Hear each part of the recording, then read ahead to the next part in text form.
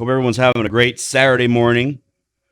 Excited to be here with you all, working on some good tools for the shop today that I think is important that we have.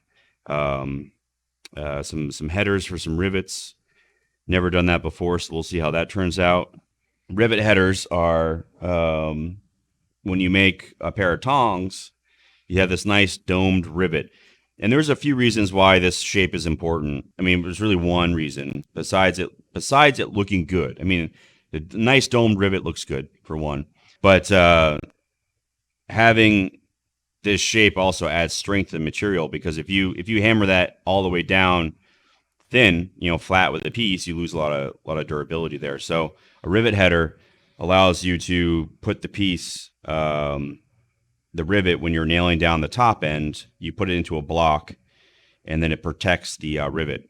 And that's what we're going to be making today, because we are working on some more tongs for the shop, and I don't want to have to keep breaking out the torch every time we want to do a rivet. And that's another way to do it. You can avoid using a header. If you have a torch, you can get by without it in that case, but it's expensive. It's a lot of work to get that torch out. So this is what we're going to start with today. It's 1.5 inch by 1 inch square blocks. I would like to use something a little bit wider, but this is what I had on hand. And this should be fine. And basically, we're going to use these to put the indentations in. Now, there's a few different tools you can use to make this. You can use like kind of a round punch to put the hole in there, which we'll be using a little bit later. But for me, I think the simplest thing would be to drill a starter hole and then to round that out. And that'll save us a little bit of time. And since I have a drill press, we're going to use that. But you don't have to use a drill press. You could just use a rounding punch if that's what you have available. So first thing for us to do is to get a center punch in here. So let's pull out our center punch. And we'll start light, and then we can kind of get ourselves a little bit heavier. Try our best to kind of get in the center of the piece and kind of eyeball it. I can tell it's a little off. And if you kind of rotate the piece around, it kind of helps you orientate which way it's kind of center. This piece is just about good right here, I think. Yeah, so there is the center. Now that we've hit that, find it again and really kind of drive this in there for a nice center mark.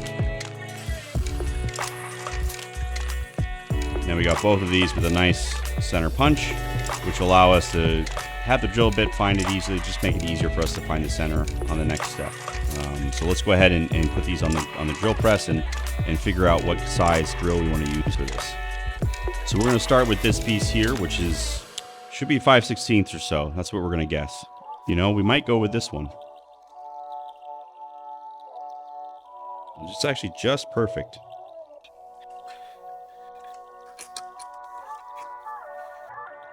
Put a little bit of oil in there and start this up. You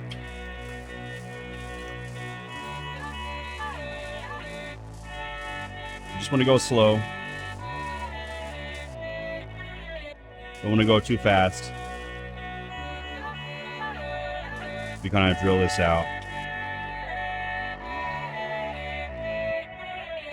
Here we go. After finishing the drilling that we have, we can finish off the rest with a punch.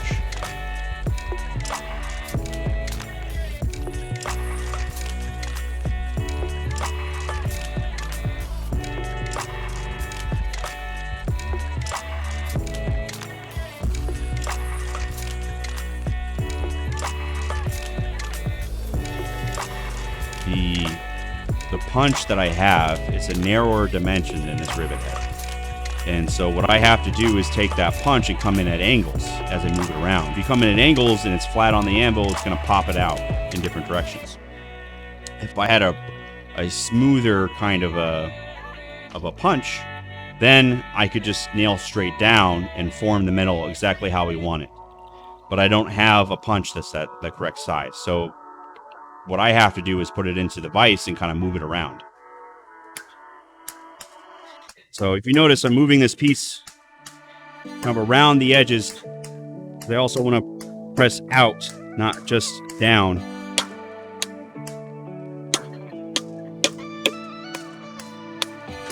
Try to do this evenly around the piece that I can. And there we go. I think that's as far as we're going to get. And I can quench these down a little bit to make sure they'll stay nice and cool. And let's pull this back out. Let's test this first though, see how this fits in here. So we got these pretty far in. We basically use these rivets to drive in the last little bit. All right, set this down. Grab this, same thing.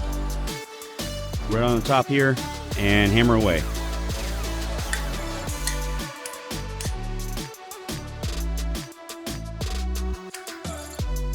Best to kind of get that shape in there. And I think that might be as far as we can go on this piece.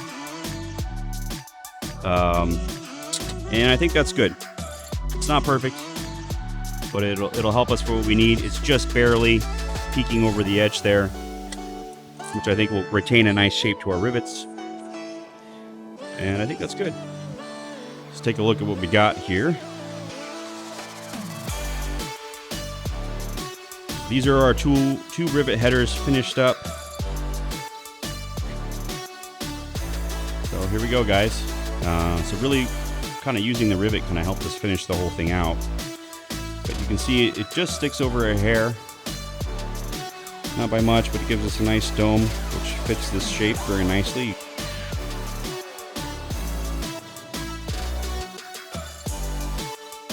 We're going to use our rivet header now. And this is going to allow us to maintain the shape of the bottom rivet. Grab our hammer. It says a round side, a round shape to it. And set it right in there. And now we're going to kind of hit this from different angles to peen this over. And at least that sets the rivet. So it's not going to come out now. Let's going to bring this back over and do this one more time. Okay, so now we have a nice ball peen hammer. I think I'll prefer to use that. And let's pull this out. We want this to be gripped firmly so we're not creating a gap in between, which I kind of am, but go around with the peen.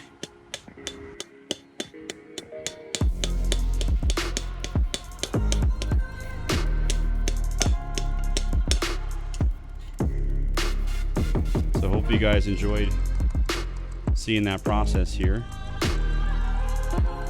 And we got to use a rivet header today, which is great. So yeah, nice little pair of tongs. All right, guys, so looking at this now that we've done it, if I was to do this again, I would probably make a couple changes, but we kind of used what we had available. First thing is that having a punch being the correct size. This one is a little small for what we needed to do today. If you can see, it kind of doesn't quite fit in that hole. There's a lot of space left over. So having a wider punch would help. And we were able to use the rivets to kind of help us get that shape. And this is, I'm pretty happy with this. We could have gone deeper. And then if we had what's called a monkey tool, and a monkey tool is, if you can imagine, usually it's a little bit bigger than this, but it has a hole that's drilled through it, which allows you to kind of set, basically we put this rivet in, and the monkey tool would allow us to kind of drive this all the way down and get a nice clean face on here. Basically, if you imagine there's a hole that's drilled all the way through to accept this rivet. And I don't have a monkey tool, so I would recommend making a monkey tool first. And then lastly, this size is probably okay for this. Gives us some extra room around there. But I'm feeling this is a little narrow. And this is a 1 inch by 1 inch piece because that's the stock that I had available. I may have gone something a little bit bigger for this. I don't think there's a lot of surface area around here to kind of support the piece that you're working on. But that's kind of what I would do differently. So 3 things. Wider punch, bigger stock if you have it, and a monkey tool. So yeah, but overall I think it came out great, good enough for what we need. And that's a good thing. We make these. If they don't work, we can work on improving them, getting a new punch or whatever. So thanks everybody for checking out this video and as we made these. So now I have another tool in my shop, and this is one thing about making tools is like it's a good thing to focus on, because as you make more tools, it'll allow you to make more things. And now I don't have to bust out my torch every time I want to make a rivet. So awesome.